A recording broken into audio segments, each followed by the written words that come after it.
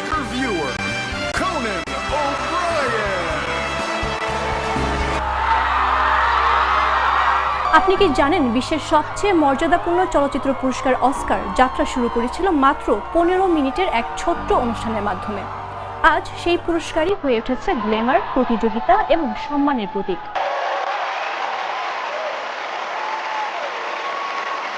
কিভাবে তৈরি হলো অস্কার, কিভাবে নির্বাচন করা হয় বিজয়ীদের, আর কেনই বা এটি এত গুরুত্বপূর্ণ, জাগো বিশ্লেষণে আজ জানাবো অস্কার পুরস্কারের আদ্যোপান্ত। সঙ্গে আছি আমি মামদুহা রাইসা। কিভাবে তৈরি হলো অস্কার? অস্কার পুরস্কার, যা মূলত একাডেমি অ্যাওয়ার্ডস নামে পরিচিত, 1929 সালে 16 মে প্রথমবার প্রদান করা হয়। এটি আয়োজন করে academy of motion picture arts and sciences, যা 1927 সালে গঠিত হয়েছিল হলিউড ফিল্ম ইন্ডাস্ট্রির উন্নতির লক্ষ্যে। প্রথম অনুষ্ঠানটি ছিল একেবারেই ছোট, মাত্র 270 জন অতিথি উপস্থিত ছিলেন। কোনো লাইভ সম্প্রচার ছিল না এবং পুরস্কার বিতরণ মাত্র 15 মিনিটেই শেষ হয়েছিল। কিন্তু এরপর বছর গড়ানোর সঙ্গে সঙ্গে এটি পরিণত হয় বিশ্বের সবচেয়ে বড় এবং মর্যাদাপূর্ণ চলচ্চিত্র পুরস্কারে। অস্কার পদকের নকশা কে করেছেন?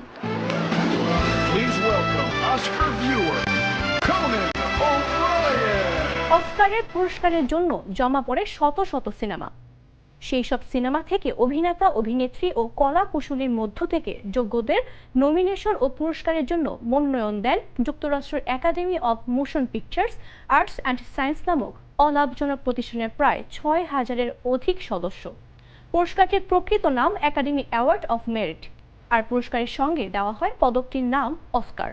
অস্কার পুরস্কার নামে বহুল প্রচলিত এই পদকটির নকশা তৈরি করেন বিখ্যাত প্রযোজনা প্রতিষ্ঠান MGM এর শিল্প নির্দেশক সেড্রিক গিবসন। অস্কারে নমিনেশন দেওয়া হয় কিভাবে? অস্কারের নমিনেশন প্রক্রিয়াটি 1935 সাল থেকে করে আসছে লন্ডন ভিত্তিক বহুজাতিক অর্থ বিষয়ক সেবা প্রদানকারী প্রতিষ্ঠান প্রাইস ওয়াটার কুপার্স। প্রতি বছর অস্কার নমিনেশনের তালিকা তৈরি করতে প্রতিষ্ঠানটির প্রায় 17,000 কর্মঘণ্টা ব্যয় হয়। ভোটের আয়োজন, ভোট গণনা ও ফলাফল তৈরি সহ সব ধাপ শেষ করে তারা শুধু নমিনেশনের তালিকাটি একাডেমিকে পাঠায়। তবে নমিনেশনের ক্ষেত্রে একাডেমির সুনির্দিষ্ট নিয়ম নীতির আলোকেই প্রতিষ্ঠানটি কাজ করে। প্রযোজনা প্রতিষ্ঠানগুলোর বিদ্যমান নীতিমালার আলোকে নমিনেশনের জন্য তাদের সিনেমাগুলো নমিনেশনের জন্য জমা দেওয়ার পর শুরু হয় ভোট গ্রহণের কাজ। সদস্যদের তালিকাভুক্ত সিনেমাগুলোর মধ্য থেকে যে কোনো 5টি তাদের পছন্দ মতো ক্রমে নমিনেশন দেওয়ার জন্য বলা হয়। ফলাফল তৈরির প্রক্রিয়ায় PWC প্রথমেই বাছাই করে ক্যাটাগরি অনুসারে কোন কোন সিনেমাগুলো 100 বা এর বেশি ভোট পেয়েছে। এরপর 100 এর বেশি ভোট পাওয়া সিনেমাগুলোর প্রাপ্ত সংখ্যাকে নমিনেশন সংখ্যার সঙ্গে 1 যোগ করে ভাগ দিয়ে দেওয়া হয়। ধরা যাক কোনো একজন অভিনেত্রী কেন্দ্রীয় চরিত্র ক্যাটাগরিতে মোট 750 ভোট পেলেন। এই সংখ্যাটিকে নমিনেশন সংখ্যা 5 এর সঙ্গে 1 যোগ অর্থাৎ 6 দিয়ে ভাগ করে তৈরি করা হয় ওই অভিনেত্রীর অর্জিত পয়েন্ট। অস্কার কমিটির সদস্য কারা?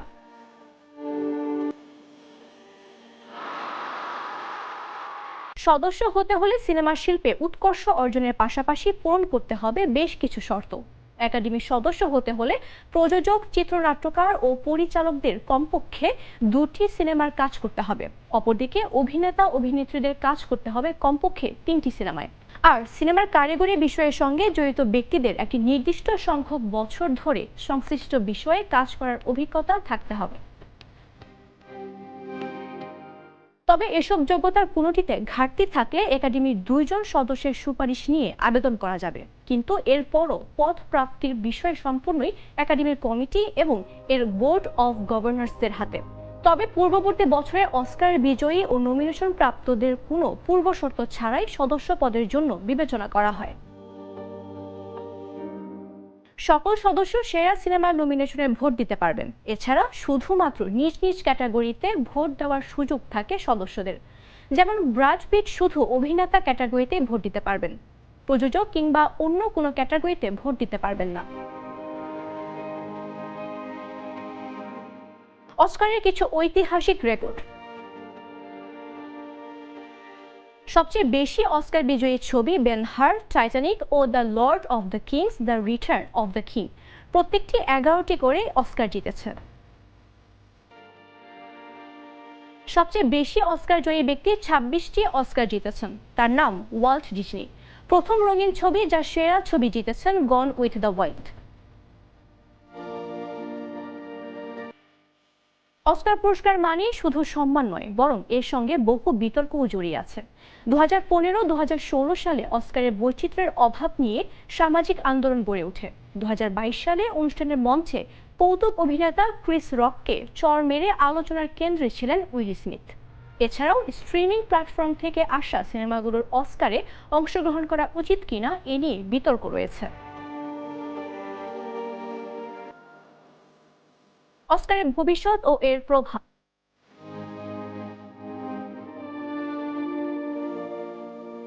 অস্কার শুধু একটি পুরস্কারই নয়, বরং এটি বিশ্ব চলচ্চিত্র শিল্পের মানদণ্ড নির্ধারণ করে। তবে সময়ের সঙ্গে সঙ্গে এর গুরুত্ব কিছুটা কমছে বলে অনেকেই মনে করেন। তবে ভবিষ্যতে স্ট্রিমিং প্ল্যাটফর্মগুলোর জন্য আলাদা ক্যাটাগরি যোগ হতে পারে, বৈচিত্র্য ও অন্তর্ভুক্তির জন্য নতুন নীতিমালা আসতে পারে, এবং অস্কারের দর্শক সংখ্যা কমে যাওয়ায় নতুন সম্প্রচার ফরম্যাট চালু হতে পারে। তবে সবকিছু মিলিয়ে অস্কার পুরস্কার এখনো বিশ্ব চলচ্চিত্রের সবচেয়ে বড় স্বীকৃতি হিসেবে বিবেচিত হয়। অস্কার শুধুমাত্র পুরস্কার নয়, এটি একটি স্বপ্ন, প্রতিভা এবং কঠোর পরিশ্রমের স্বীকৃতি। সময়ের সঙ্গে অস্কারের রূপ বদলেছে, বিতর্ক হয়েছে, কিন্তু এর গুরুত্ব আজও অটুট।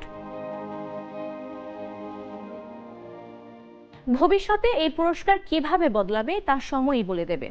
তবে একথা নিশ্চিত যে বিশ্ব চলচ্চিত্রের সবচেয়ে বড় মঞ্চ হিসেবে অস্কার এখনো রাজত্ব করছে।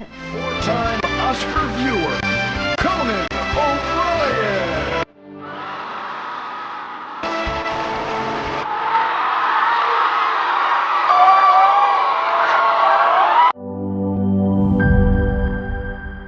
Enjoy the life, চলো উড়াই খুশি তুলে নিয়ে হাতে। Cheer up, oh oh, cheer up, oh oh, cheer up, oh oh, cheer up. চিল হবে রিফ্রেশিং মুডে। চিয়ার আপ, চলো উড়াই খুশি।